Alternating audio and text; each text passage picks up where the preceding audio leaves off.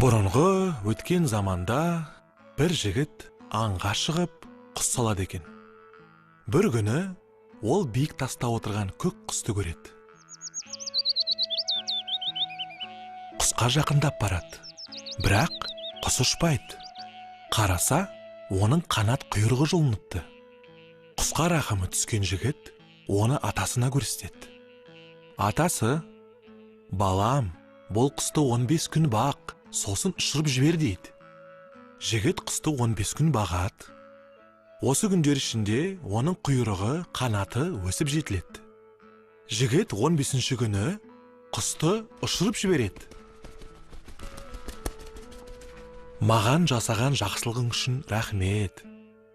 Егер басыңа бір қиыншылық түссе, мені тауып аларсың» деп, көк құс көкке көтеріліп, көзден ғайып болады. Біраз уақыт өткенде жігіттің атасы да, анасы да өмірден озады. Малдан, бақтан айырылып, киюге киім, ішуге тамақ таппай қалады. Сөйтіп, баяғы көк құсты іздеуге мәжбүр болады.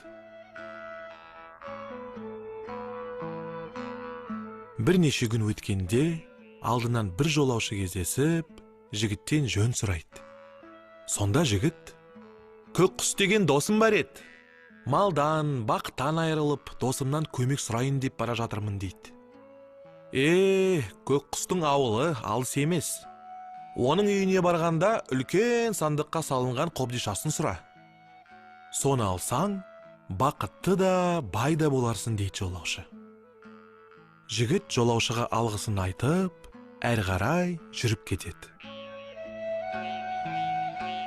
Ертеңіне жігіт досының ауылына жетеді.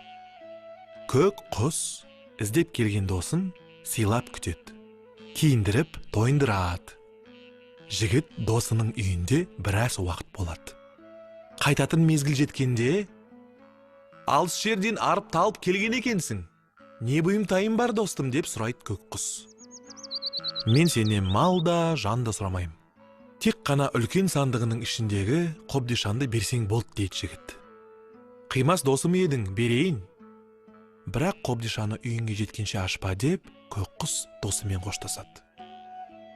Еліне қайтып бара жатқан жігіт қобдишаның ішінде не бар екен деп ойлайды. Шыдамы таусылған ол қобдишаны ашады. Сол кезде ішінен пыр етіп екі кептер ұшып кетеді. Жігіт қуып жүріп біреуін ұстап алады. Екіншісін ұстай бергенде алдынан бөрі шығып шап береді. Сонда жігіт бөріге жалынып: «Досымнан сұрап алып келе жатыр едім. Кептерімді өзіме қайтарып бер» дейді.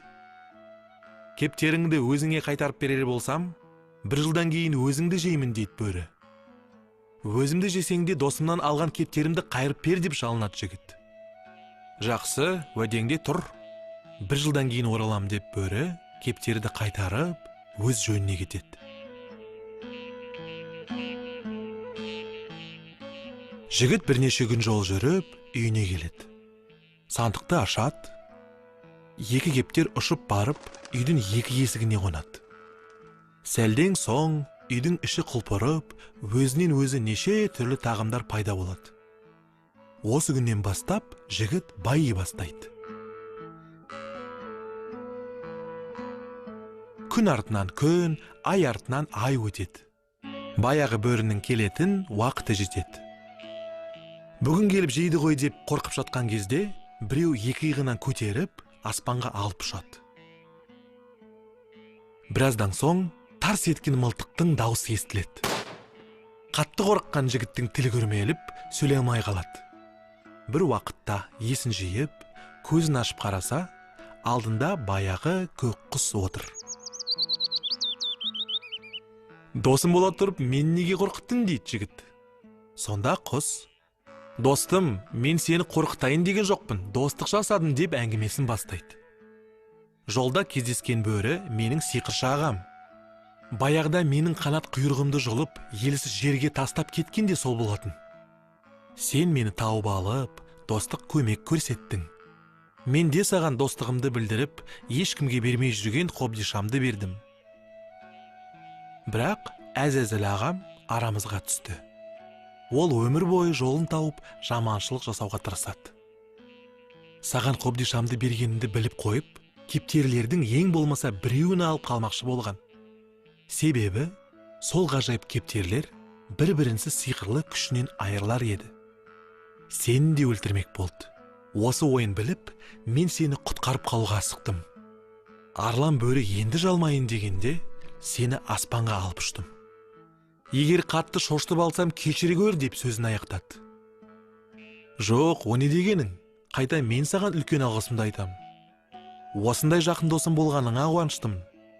Достым, енді ағаңның не болғанын айтып берші.